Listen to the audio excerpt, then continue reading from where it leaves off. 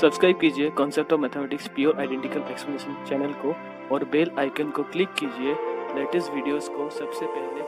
Hello students, welcome to my channel Concept of Mathematics Pure Identical Explanation. So today I am going to explain the decimal expansion.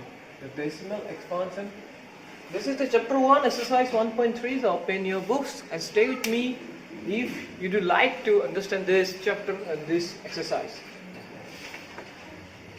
Let's start.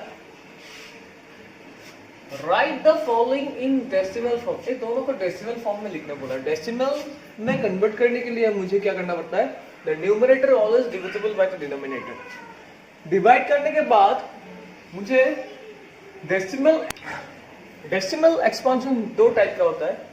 First one is that terminating means divide करने के बाद always you will be getting the remainder zero, and non terminating means you will never get zero. That means divide कभी complete नहीं होगा। उसको बोलता है non terminating repeating, और रिपीट होता रहेगा। उसको मैं बार साइन दूंगा, non terminating repeat.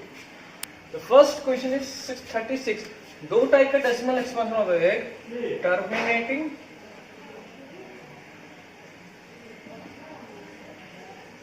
And the second one non terminating repeating.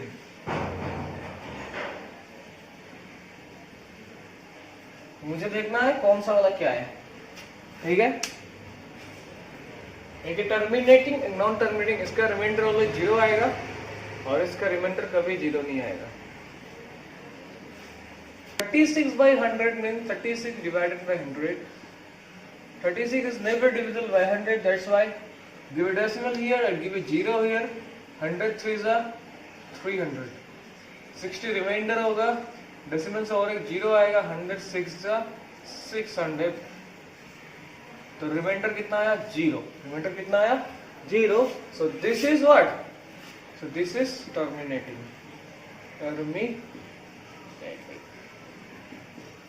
This one is terminating decimal expansion. 1, how much? 3/13.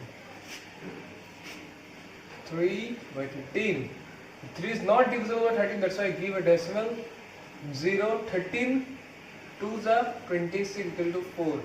पहले 3 था, अभी 4।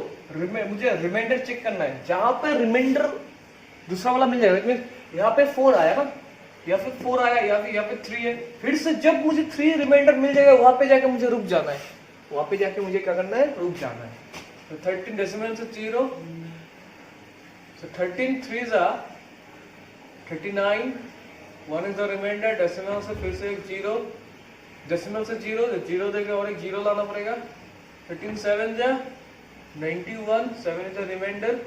जीरो से डेसिमल से zero. 13 5s are 65. 5 is the remainder. Decimal से जीरो। अभी देखिए 3 था, 4 आया, 1 आया, 7 आया, 5 आया। रिमाइंडर सब अलग अलग निकला। अगर अलग अलग निकलता रहता है तो मुझे करते जाना पड़ेगा। Okay, 13 then 13 3s are 39. 11 is the remainder. Decimal से फिर से जीरो। then 13 8 जा how much? 104. 6 is the remainder. 6 reminder नहीं निकला अभी तक। डेसिमल से फिर से zero. 13 5s are 52. 8 is the remainder. 8 is the remainder I'm doing here. 8 decimal से फिर से जीरो।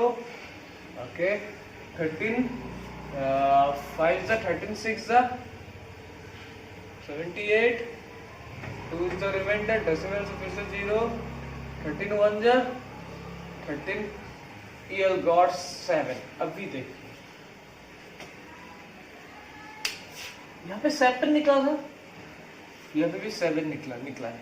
अगर मैं डेसिमल लेके यहाँ पे जीरो बैठा के फिर से करूंगा तो ये वाला स्टेप्स फिर से आएगा, फिर से ये वाला स्टेप्स आएगा।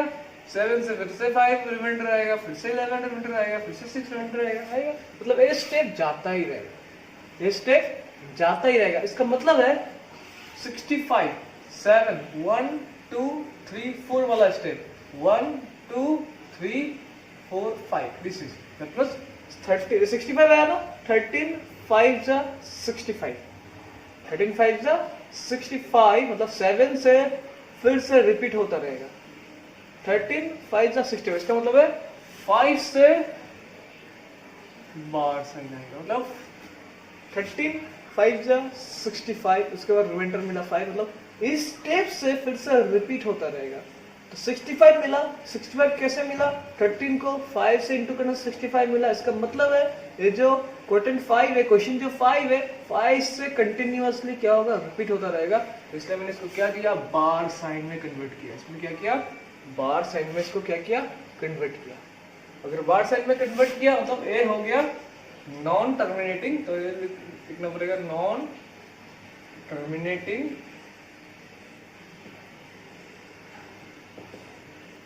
रिपीटिंग नॉन टर्मिनेटिंग रिपीटिंग ये मतलब इसका मतलब डिवाइड करने के बाद डेस है मतलब रिमाइंडर नेवर बी जीरो नहीं होगा एंड ये कंटिन्यूअसली ऐसे करके रिपीट होता रहेगा। मतलब ये वाला पोर्शन एक बार दो बार तीन बार जाके इनफिनिटली रिपीट होता रहेगा। इसको बोलते हैं non terminating repeating. Question number 2 1/7 is equal to 0.142857 bar is given. Can you predict what decimal expansion of 2/7? If 1/7 का अगर वैल्यू इतना है तो कैन यू प्रेडिक्ट आप प्रेडिक्ट कर सकते हैं मतलब आप निकाल सकते हैं क्या आप निकाल सकते हैं 2/7 का वैल्यू 3/7 का वैल्यू 4/7 का value without actual long division without मतलब एक्चुअल लॉन्ग डिवीजन मतलब डिवाइड नहीं करके मुझे इसका वैल्यू निकालना है। Yes it is possible. See 1/7 is equal to 0.14285 bar. Therefore 2/7 is equal to देखो 1/7 1 का वैल्यू अगर इतना होगा तो 2 का वैल्यू कितना होगा 2 का वैल्यू उसका डबल होगा। 7 देखो इसमें 1 था 1 चेंज होकर 2 में आ गया 1 से 2 हो गया लेकिन 7 अपना जगह पे ही है। तो 7 का कुछ काम नहीं है यहाँ पर 7 जहां है वहां ही रह जाएगा और 2 क्या होगा इस साइड चला आएगा 2 इन 0.14285। सिमिलरली बाकी सब भी ऐसे ही करना है। अगर 1/1 का वैल्यू इतना है तो 2 का वैल्यू क्या इसका डबल होगा मल्टीप्लाई करके बैठाया तो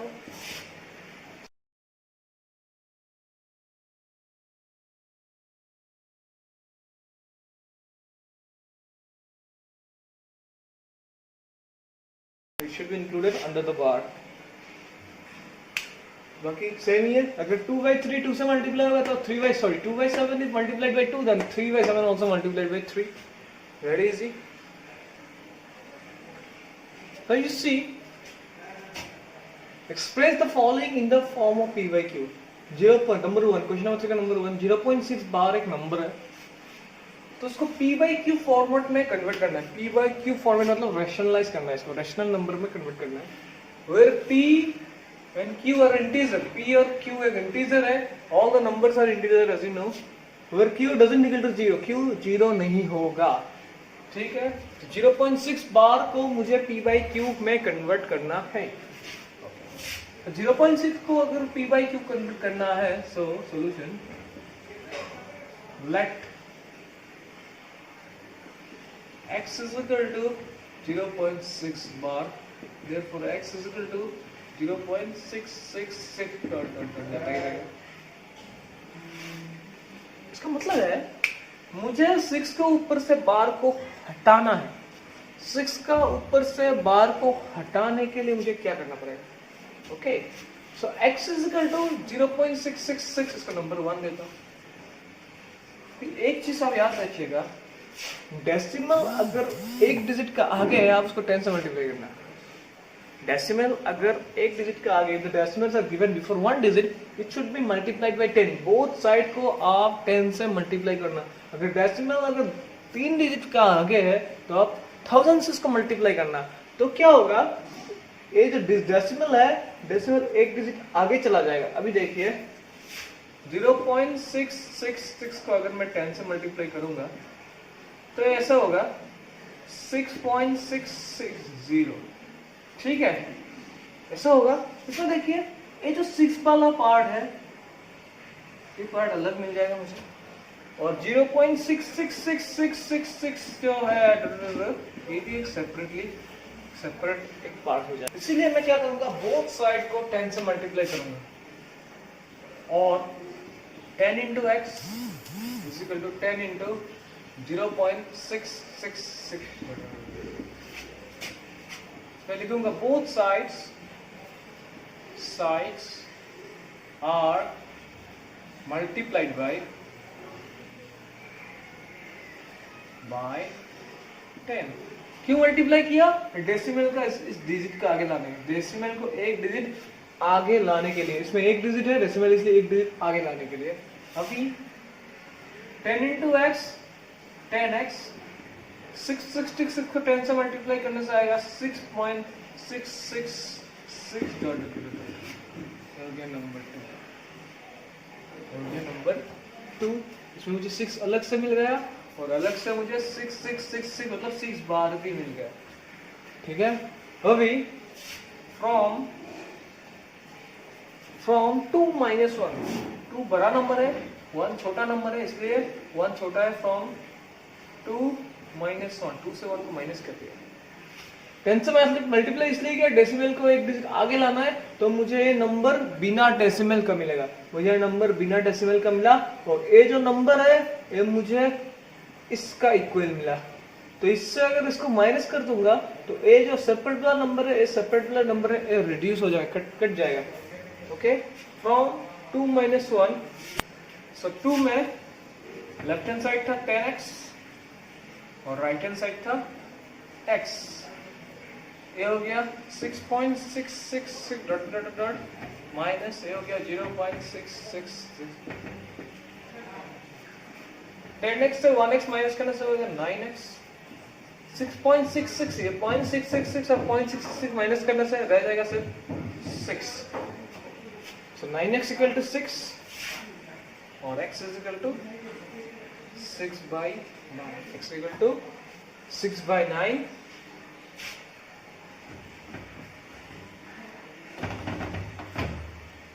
x is equal to 6/9। Okay, reduce this one, 2 ja 3 ja, which is equal to, I am writing here right now, 2/।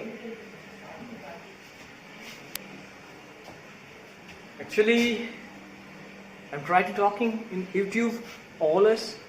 Actually, I'm getting little difficulties in front of camera, speaking in front of the camera, getting little difficulties. But I'm now trying myself better now, and day by day I think it is improving. Yeah, it is improving. So day by day it will improve more and more. So हार नहीं मानना चाहिए कभी। Always go ahead. Try करते रहो, जितना हो सके ट्राई करते रहो, आपको आपका मतलब मेहनत का फल मिलेगा ही। Thank you so much, bye bye, have a nice day.